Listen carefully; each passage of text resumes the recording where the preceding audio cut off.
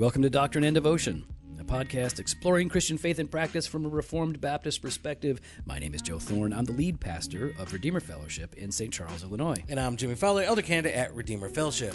It got hot in here. Oh, yeah. So take off all your clothes. Wait! Don't! What are you talking about? Is that a song? I don't know. Don't sing that. That's What are you weird. talking All right, about? listen. It's first of all, I'm hip. We're fully clothed. Yeah. That should only be done in the context of marriage between a man and a woman. Or when the Jofo gets to a hotel. Well, then we're getting ready for bed, sure. Yeah, you now, got to. Now, it got hot in the office because the heat is still on, but it's like super warm outside. It's like 30 degrees or 29 degrees. Yeah. So, which is super warm at this time of year. And so I opened up the window. We got the fresh air coming in. Oh, it feels so good. Oh, yeah, it does. Love it. Feeling better, man. Hey, what's going on with you? Nothing. I'm feeling pretty good right now. You know why I'm feeling good? Why is that? Because Logos is taking care of our listeners. There they are. Yeah, they are. Man, for the whole month, the podcast is sponsored by Logos Bible Software. You can use the link in the show notes there. Yep. Enter the code DocandDevo7. DocandDevo07. DocandDevo07? No, it's Docanddevo7. I know, DocandDevo7. That's what I said. Docanddevo7. DocandDevo7 at the checkout to receive how much? They get like 20% off. Not like, they get 20% off. 20%. Which is like 50%. No, it is. Yes, it is. They get 20% off a base package, and they get 5 free books. That's pretty good. So make sure you head on over there, use the link, use the code, and get yourself some savings, son. DocandDevo7. Yeah, man, we love Logos. We use it all the time. Hope you guys will check it out.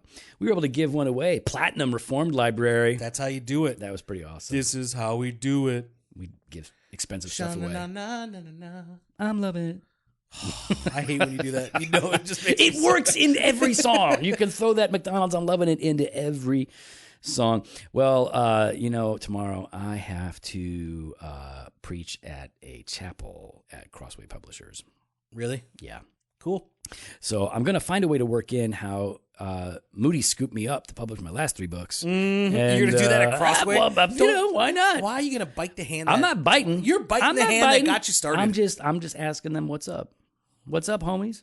Justin Taylor's not going to like that. He's going to hate you. Oh, I just saw him today. He'll be fine. What are you going to say? You're going to say, hey, you came to our chapel, we got you your start, and you're going to knock us like that? And wait, come on, my start. They got you your start with I your first put them on the map. Nobody knew who Crossway was until I wrote note to self. Come on, man. Crossway was goofing around with tracks and stuff, and then I come along, and I was the one that was like, "You need to check out the ESV." And then they were like, "What?" And I was like, "Check out the ESV." Wow. We love Crossway, man. We got a bunch of I don't know a bunch. We got like 3 or 4 people from our church that work there. I feel like that's a bunch for the average church. That's especially for a church our size. Yep. Yeah, man. I went out there today, met with one of our guys who's an artist out there. Yep. Jordan Singer, the guy that did the banter of truth. That's right. And we went and got Steamboat Barbecue for lunch. It was so good. It was awesome, man. Did you bring me some? What'd you have for lunch? I had a salad, chicken. So awful. My wife made me a salad. Dude, I had like cold Brussels sprouts. I had pulled pork with their Butler barbecue sauce and their baked beans. Baked beans and fries. But I didn't eat the bread, so I was totally healthy. Yeah. I'm sure there's no sugar in that sauce. No, man, it's all like Paul Maxwell, Theo Fit. I hope you hear it, Paul. Paul ain't listening. He's too busy. Paul, I had a salad. Paul, Paul's finishing his dissertation. But I had a salad. What are we going to talk about today? We're going to be talking about family integrated churches. Oh, they're so annoying. Why are we going to talk about them? What do you mean? Why are we going to talk about that? Because it's an important thing. No, I'm joking. I'm joking. You guys, well, some of you are very annoying, but a lot of you are super cool. We get questions about family integrated churches. What do you guys think about family integrated churches? Mm-hmm. Are you down with Vody Balcom? Yeah. Well, we kind of have to be a little bit because our friend Phil He's married to Vody's. No, He's married to Vody's daughter. Stop. He is. But that's not why we have to. We have to. We don't have to. Well, first of all, Vody will punch us in the face. Yeah, he will. And Phil is his own man who does his own thing. And yes. I don't know if I like you trying to insinuate that there's this connection between the two. Obviously through marriage. There's a connection. But you're trying to say like Phil is only Phil because of Vody. No, but that's not what I'm saying. I don't like that's not what I'm saying. Phil's his own man. Phil's doing his own man, thing. but he is married to another man's daughter, and I want to show respect There's nothing that we know. You just painted yourself in a corner. I did not paint myself in a corner. Phil, I want to praise God for what he has done through you specifically. Phil at RTS, handling all their stuff. That's right. Making them a better seminary. Exactly. Cleaning up, what's his name's mess? LD. Cleaning Ligon Duncan's mess up. Ligon, we love you. We love you. Oh my gosh, I love Ligon Duncan. This is why it's why nobody wants to work with us, because you say dumb things. No, it's not. You say dumb things. I do not. Okay, yes, I do. Yeah, that's right. So anyways, New Year. Family integrated churches, Vody Balkum. What is a family integrated church? I'm going to bring this back on track. Okay, good. 20%. What is a family integrated? A family integrated church, by definition, is a church that does not reach lost people. And so that's really how I. Wait, no, did I? No, wait, no. I'm joking, guys. Listen, please don't hate me. I am. Listen, it was. He's gonna punch you in the mouth. Oh, he'd have to get on his knees because I'm tiny and he's big, so he'd have to crouch down to punch me right in the mouth. Yeah. So here's the thing. I have friends that are FIC guys. Yeah. So we're having fun. It's been a long day, dude. My mom has been sick. She's in the hospital right now, and we got to do all kinds of rehab. So I'm a little down. So it's been a long day. We had a good elders meeting. Jimmy and I are hanging out now, so I'm just having a little fun. I'm going to poke a little fun at FIC because while there's much to like about FIC, there's some stuff where we disagree. So don't take it too personal. I like how you just shielded yourself. Well, no. Hey guys, don't come at me. My mom's in the hospital. Yeah, so they can't now. Right now, no, they can't. Vody can't hit me in the face now. No, what are you gonna? Hey. Vody, I got glasses and my mom. Yep, I do have new glasses too. Yeah, exactly. All right, so what is a family integrated church? Now, you can do a couple of things here if you really want to understand this. One is you can go to N as in new. Go to national. Go to ncfic.org. Go there, and that is the family integrated, like one of the family integrated websites, one of the big ones. You can go there and learn a lot. Read their statement, read their declaration. Go through that material. But actually, Tim Challies a while ago wrote a piece. Tim Challies, he is this small potatoes blogger from Canada. Most people don't know who Challies is, but Challies.com. Does anything good come from Canada? Michael J. Fox.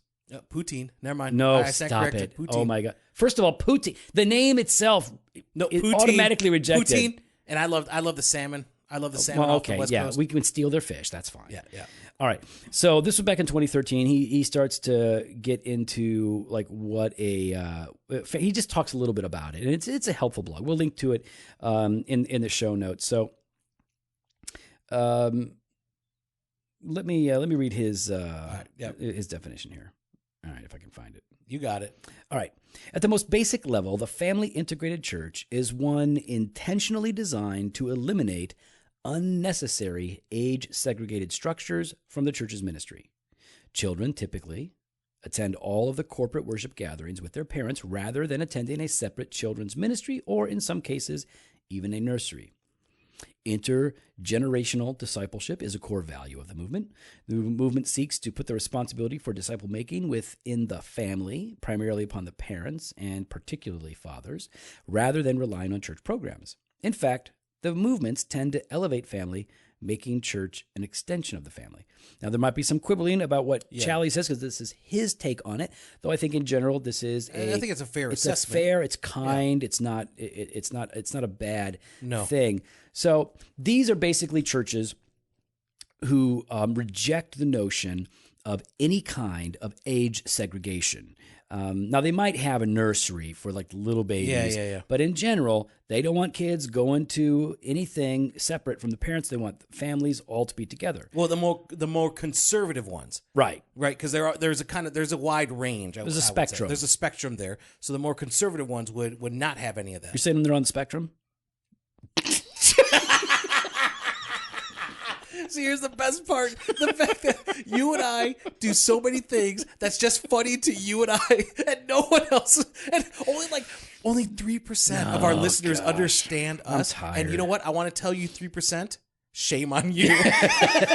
Shame on you for understanding us. Okay. So the more conservative ones, Pat just walked in while we're recording. Hey, don't worry, Pat. We're only recording. Yeah. Well, you're so loud too. I'm trying to disciple over here, and you guys are like laughing and Yeah, making a big you disciple. What are you guys reading? Marvel comics? Get away from your nerd. Anyways, so the more conservative ones will not have that they'll have intergenerational ones. Some of the more looser ones would still kind of have a hybrid. I don't know. I don't think so. I don't. That's think what Charlie says. Yeah, well, who does Charlie's know? He's from Canada. I don't. So look. There is there's a range. Yeah, there's a range, and there are things to like about this movement, right? Okay. So What I love about it is that the focus is, I think oftentimes when like youth groups and Sunday schools, sometimes parents put the onus on the youth minister to disciple their children. Right. And I think what's good about this is saying, hold on, you as parents Right. need to be the primary disciplers of your children. And this is something raising them up. And that's something that we really hit here. Pastor Pat, Pastor that's his Pat thing. He hits that. tells everybody, your job is to Your disciple job, your not kids. my job. I'm going to come alongside Exactly. you. I'm going to support you in what you're doing, but you're to do it at home. Right. So that is a really good thing. They put the responsibility on the parents Yeah. to do their job as parents, to instruct their children in the ways of the Lord, theology, Christian Know living, your role. the whole thing. Know your role. So I think that's good. I think pushing back in general against the marginalization of the family is good. The family is something that is created by God. It is Yeah. to be valued. Yes. So I think that's a really good thing. And I like the idea of, and we're going to differ here at some point, but I do like the idea of including intergenerational an intergenerational experience. I think it is important for the church. Like you're talking, corporately on a Sunday morning. Yeah. I do think that is important. How you work that out and what that looks like might change. Some people might say I think a very small percentage of people would say we're family integrated, but in reality we are not. And we don't pretend to be, and we don't apologize for what we are. See, I actually kind of coming in had felt like we were a hybrid of family integrated. Right. I was okay with it, Yeah, we'll talk about what we do at the end of this, but let's just say for now that we do want our kids to be a part of what we do on Sunday morning in corporate worship as much as possible, but we do tweak some things. We do change some things up. So then what's not good? And let me also say this. All right. Family integrated churches, the ones that I'm familiar with, they are Bible serious. Yep. They're theology serious. Yep. They take godliness seriously. Yep.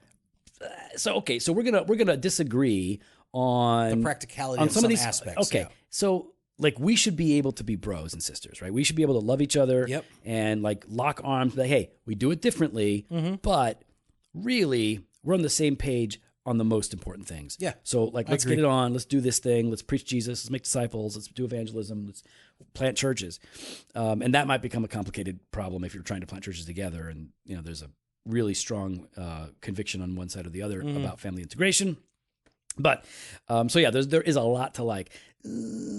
Okay, so what's not so good? Let me just say this as a caveat, which is It's a form of caviar. Yes. yes, it's very good. Very good. Yeah. I would say that there's a spectrum within the spectrum. Oh, so like I'm trying to like visualize this. yes. Okay, so I'm going to draw it out for you. Draw it out for me. See Here we go. this right here. See this? I see that spectrum. Okay. So it's a double rainbow. So even if you have somebody who is, let's just say, a Reformed Baptist in the truest sense of that word, they're confessional. Okay. They're covenantal. Okay. They regulative principle. Got it. Right. So they are genuinely Reformed Baptist. Okay.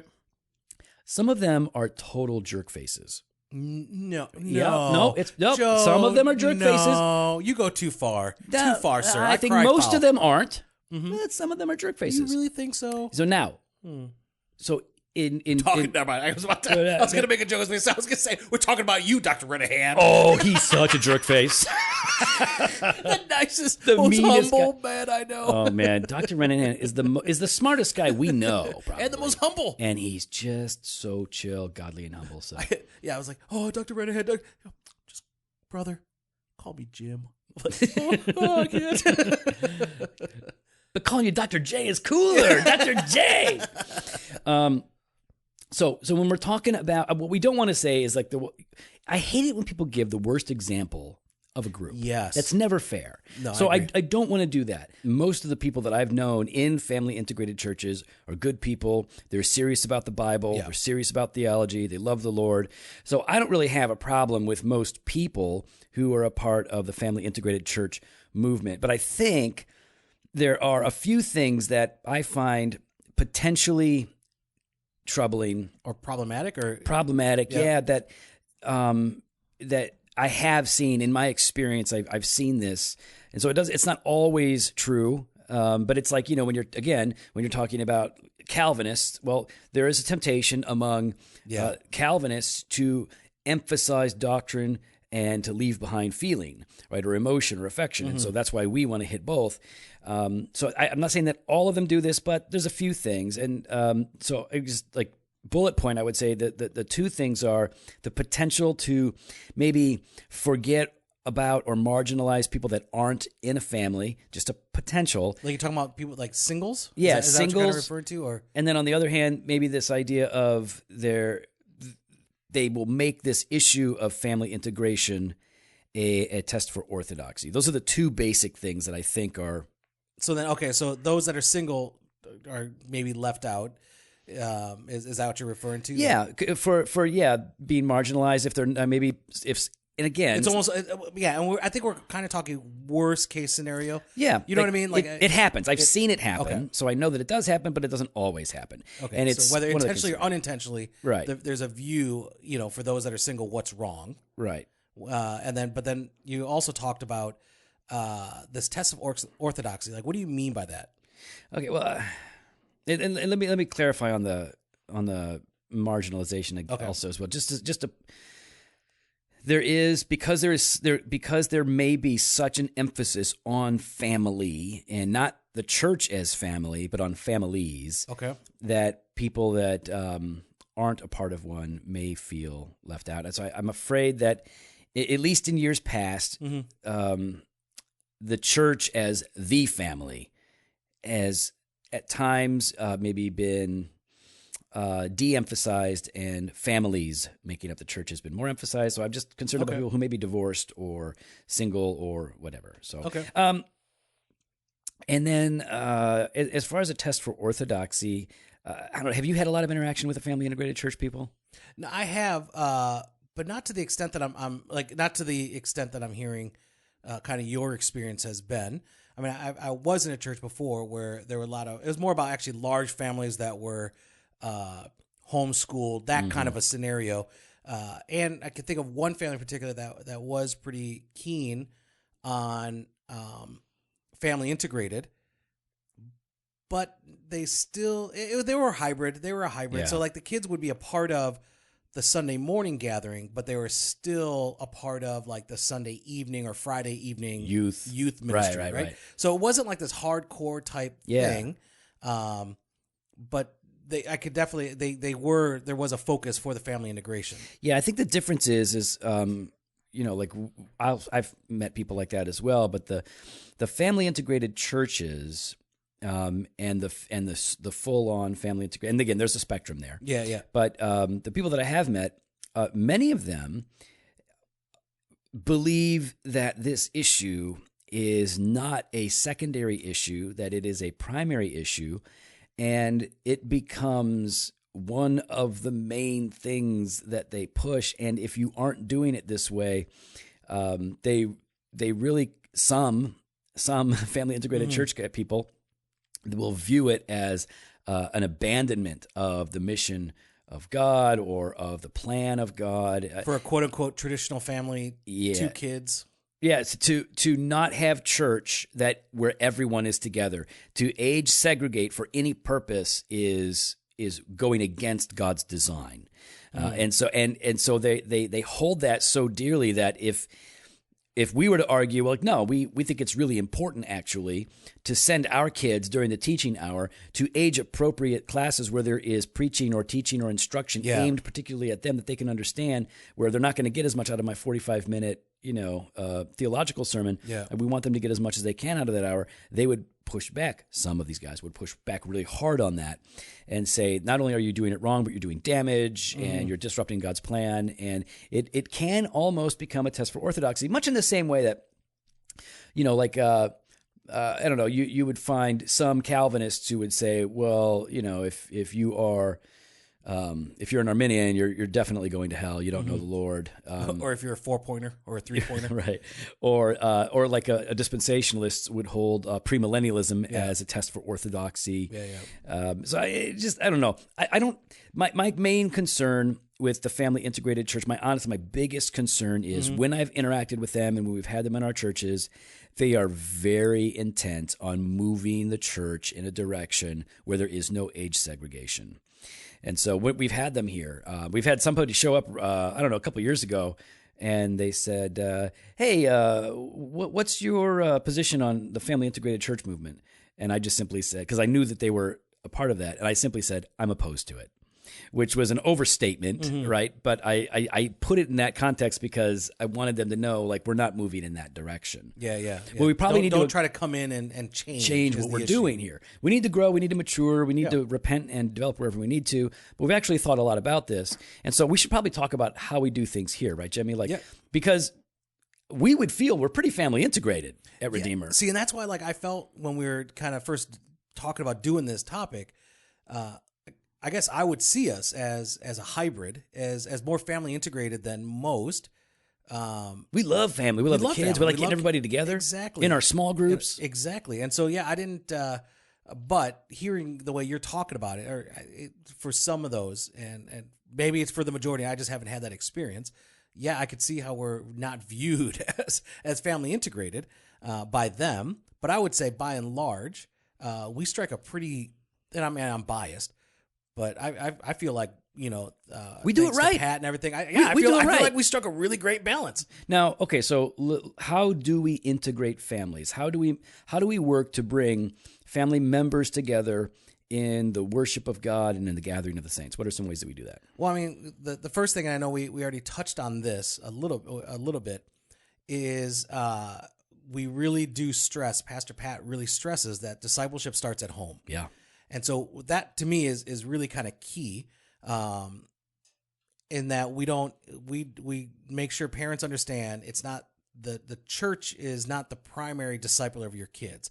Now, we will come alongside and partner with you, and part of that is now what we're discussing now is for on Sunday morning, for certain ages, they're all part of our worship service for the first half, right? They're part of the singing, they're part of communion. Now, they don't take communion if they aren't baptized. If they're not baptized, believers, but like I purposely have my children walk up with Michelle and I. They don't grab anything, but I want them to see. Have they ever grabbed anything? No. When we first started doing it, they would kind of ask, "Well, why can't I have juice? Yeah. Why do I miss out on snack time?" Yeah. Right? Like, so trying to really explain to them over and over and over again. No. This is not snack time. This is not. This is communion. Here's what it's about. Right. And so now they don't grab. They don't ask. As far as like they don't cry about not getting it. Right? The first couple times they're like, "What's first going couple on?" times, every like, little why, kid's why, like, yeah, "What?" why am I being left out? You know. So no, they'll walk up with us. Then we'll sit back down. And what I love is, and I know I've said this multiple times, but it's something that I do love, is we stress to parents that during that time, talk to your kids about what's going on. Talk to them about what communion is, what the bread is, what the cup is, the significance of it all, and then pray with them. And so, we do that together. The kids will answer questions during that time. And so I think for family integrated, that to me is powerful. Like, they're part of the worship service, they're part of the communion, they're part of the prayers. And then, at the appropriate time, they go to their age-appropriate classes. And so this is right before the preaching. Yeah. And after the preaching, there's just 2 more songs. Yeah. So they stay in their class. So it's they're there for almost everything. Yep. And so why would we say, okay, teaching hour, which for most of us, we really view the preaching of the word as the centerpiece. Yeah. Why do we move them out from the centerpiece? I mean, can't God use His word preached to convict these kids? I mean, that's what they would want to know. Yeah, Why but are we out? moving them out though? I guess in a way, like, we're just moving them into another spot where they're hearing the word of God proclaimed. Yeah. right? So it's not that we've removed the preaching of the word from them. It's not playtime. It's not playtime. It's they go to their class where they sit down and they have an appropriate lesson for them. Yeah. You know, and I know at least I could see the impact on it because I hear my kids. We talk after, like on the way home and over lunch. What'd you guys learn? What'd you guys discuss? They show me their drawings or their photos, you know, from the lesson plan. And actually Elias is like trying to be this little heretic hunter. You know, he's like, someone will say something about Jesus and Jesus is this. He's like, hold on. Jesus is God and God is Jesus. And I'm like, all right, hold on. Let's kind of work through this together. He's like, no. Jesus is God. He's like trying to argue with everyone around him. I like your boy. So let's just address this. People want to know, like, wait. You do communion before the sermon? Yeah. Yeah, we do. What's up? And we do it every week. Every day. Now, yes, it is not traditional to do it before the sermon. The reason we do it before the sermon is, number one, we have the freedom to put it in the service where we want biblically. Mm-hmm. It's not required, and I would prefer it. If church was built around my preferences, then things would be different. It would be after the sermon. That would be my personal preference for what I think feels right and works good. But the reason we put it intentionally, and all the elders agree on this, the reason we put it where we put it is because we have the freedom to, and in light of that, we think it's better for our kids because we are going to send our kids to age-appropriate teaching. So we want them to see everything that they can and be a part of everything that they can in corporate worship. So yeah, I would say that we're family integrated on a level that it wouldn't qualify in the council of. But see, but also churches. Along with that though, we're integrated in our community groups too. Yeah, right. Like there's only one community group that's, I guess, age specific, and that's technically the Sojourn one for Sunday evening, right? And that's really junior high and high school. That's really junior high and high school. So it's still pretty. Yeah. But those kids though that are part of that are also actually those kids are double dipping. They're double dipping on Sunday night community group and their other CG that their parents go to. Right. So like even for us, you know, we have a time in our CG where we have a lesson with the kids, where we pray with the kids, we hang out and play games with the kids, and then you know some parents will take turns kind of playing with the kids or doing crafts with the kids, and while the adults have a discussion on. All right, so make this real simple. Okay, you guys get together for CG. Yep. All right, what's going on when you get together? Like run through a timeline, or you talking about just everything? It's like you get together. Yep. What's happening right away? Right away, you know, we're hanging out, having a couple snacks, having a couple drinks, just talking how the week's been. What's the next section? Next section is kids devotional. Okay, so one of the adults will lead in a kids devotional time, kids prayer time. You don't just throw the kids down in the basement and let them watch TV? No, who does that? You gotta separate them, segregate them. You gotta get them out of there. No. Okay, so there's a kids devotional for them. Correct. With some questions and things like that. Then yes, the kids then go downstairs. And one of the adults will hang out with them while the rest of us will go through our own study. Right. Usually having to do with Sunday sermon. Right. Okay. Then from there, we try to bring the kids back up where we do a prayer time. Well, it depends. We'll do a bit of a prayer time before the kids come up because sometimes mommy and daddy need to talk about something. Sometimes you got to talk about your kids. Yeah. That little Timmy don't need to hear about. Right.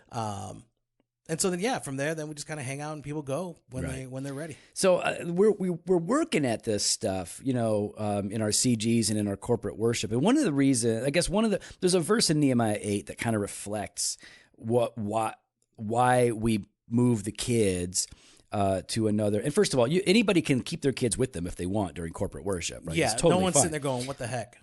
But they're invited to participate at that time. And there's a verse in Nehemiah 8 where it says in verse 2, Ezra the priest brought the law before the assembly, both men and women, and all who could understand what they heard on the first day of the seventh month. Why are you bringing scripture to back up your point? I like the idea that we're supposed to be preaching and communicating to people in ways that are comprehensible. And no offense, your 7-year-old is not, more than likely, 9 out of 10 of your 7-year-olds out there are not going to track with my preaching. Well, you do a lot of coloring books. I do lots of gestures. Yeah. Like to dance. Like to dance. I Yeah. like breakdancing, though. No, your breakdancing It's sermon's breakdancing. not very good. Is my dancing just broke? Is that what you're It's saying? just broke. It ain't break. So they're just not going to. So we would rather them get somebody that can speak to them very well on their level and push the gospel and theology hard. And we have great teachers that do that. And so for those of you that are in family integrated churches, for those of you that want your kids to be a part of the sermon, what we would encourage you to do is head on over to jofostore.com. And there we're going to be releasing the Joe Thorn preaching coloring book. Oh, stop and it. so as you are listening You to the sermon always on do your this, end, and then people you go and can look sit for it. there, You can sit there and color in right, they ain't gonna do Joe's that. beard, He ain't got I no ain't hair. got no hair. I ain't got no hair. His They all- black tee. All right, look, that is a Furtick thing. This is not a But- Jofo store thing. No, we're not gonna get a Joe Thorn. No, preaching coloring we're book not doing the preaching with all coloring your book. favorite poses. Oh my goodness, no, my angry face, Your angry face, and then my mad face. and then when you do this with your go, face, I like go, this, oh. you always do this. You always take your hand. I take my hand and I pretend like I'm washing my face with air, like I'm like rubbing my face with my hands, rubbing. It's like I'm wiping sweat off I my know, head, even yeah, though I'm not sweating. I know. So it's like a fake preaching towel that's not there Yes, anymore. yeah. I'm not black enough to have the towel. Yeah, you know what I but mean? so- That but preaching I'm- towel. yeah, You really, yeah. I think But you need I'm African American. I'm just saying. You got these. Yeah, that's always that one. Like when Joe gets real serious, guy's Bible open in front of him. He's like this. Bible in one hand, Bible like and then a this. hand on my head. We actually play bingo during preaching bingo for the phrases you're going to say and Yep. the hand gestures you'll make. I saw. Every once in a while, What are some of some things that might be called out for bingo? The things that are called out. If you get one thing out of this is what I want you to get. That one's a that's- bingo. okay. The hand gesture on the thing. Hand on the head. The hand on the head. Like you can't. That's not even a thing. No, it is. That's not even a It's thing. a cadence. That No, you have. that's You not a have- thing. No, you have a cadence. I don't have. You have a cadence. I have You're a like, cadence. hey, I'm not going to call these guys out. Yeah, but I'm going to call them out. Like, and that's. I kinda don't what need you- that. Don't be Don't be impersonating me. Nobody. That's not cool. Hey, listen up, all you family integrated churches. I hope you know that we don't hate you, that we're not mad at you, that we're not coming at you. But people have been asking us, what do you think about the family integrated yeah. church? So this is where we're at. Like, we think you guys are cool. We love you. We love that you love the church. We love that you love families. And we just disagree on what to do with kids in certain scenarios. For certain things. That's all. And I hope you guys can love us and be gracious to us as we're seeking to be gracious to you. And listen, where some of people in your group may have tendencies to go in a wrong direction, there's definitely a larger percentage of churches in our group that go the opposite direction in the wrong way, where they completely blow out the kids and just send them everywhere. Like they don't have Yeah, I anything think to do with anything. that's unhealthy. So yes, we see your critiques and we value your critiques, definitely, and we think those are good. Well, we'd love to continue to hear your thoughts. You can follow us on Instagram and Twitter at DocandDevo or on Facebook /Doctrine Devotion. You can write for the blog. You can head on over to drdevotion.com/submissions. Don't be sending us your retreads. No be retreads. original It's got content. Original content. You can sign up for the 2018 Doctrine Devotion Conference on the Spirit and the Church. I can recycle my old content though. Yeah, well, That's that's okay. all you and I do. I ain't got time to write. Yeah. But speaking of which, though, hold on. Yeah. What's not going to be recycled is what's coming out soon. In Second April. quarter, April. In April. Well, we got our conference coming out. We have a conference, but we have something else. How can you do more than a conference? This is like a global conference. This conference is big. Well, this is a multicultural conference. Multicultural, yeah. This is almost a multilingual conference, really. Well, it is multilingual. I don't know why it's almost. Well, what would you say? You know what multilingual means? Are you talking about like where we have two different languages up front? Is that what you're talking about? Multilingual means there are multiple languages being spoken. Yeah, from up front. I'm saying, yeah. No, we're not having that. Yeah, it was almost though. It's almost, yeah. Yeah. But I was thinking we're gonna have people that speak other languages. Well, of course, doesn't make I'm it. just saying it's there. All right, listen, we got a big conference coming up. Big conference, It's but we really also good. have something other big material. drop. Listen, here's the thing. We can't talk about it yet. No, but we can say this. You Look, can go. we want to encourage people to understand theology and to experience the truth of God. We want people to know God and to walk with God. That's what Doctrine and Devotion is all about. We want to do that in the context of a friendly relationship where we have fun but take God very seriously. So we've been working on what can we do that would help this even more. And so we're coming up with some ways where we can provide more content for people who want to go deeper. So we're working on this, and we're really excited about it. So be in prayer for us as we're putting in the work, and we'll see what happens in April. But I'm pretty sure it's going to be ready. Well, I'm not pretty sure it's got to be ready. I'm sorry. It will there's be a good ready. chance that it'll be ready. Yeah, I mean it's like a 50% chance, right? Well, no. No, is it? We're just gonna say 100%. It's 100%. 100% chance. Now is that?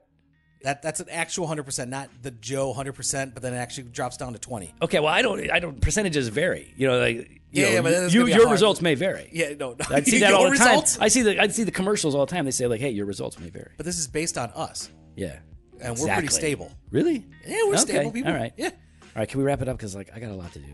Oh, I'm so sorry busy, dude. for hanging out with you. No, it's been fun, but I gotta go. All right, head on over to drwatch.com. You can contact us, sign up for the email blast, hit up the store, and grab yourself a tea. Fresh pod every Monday and Thursday. Blog posts on Wednesdays. Video content Fridays. Oh, we're so stable because there's no more video. We haven't had video content. Oh yeah, I know. I know. We ran out of time. We're gonna. You know what? We're gonna record some video today and drop it late in the week. All right, let's do it. Later.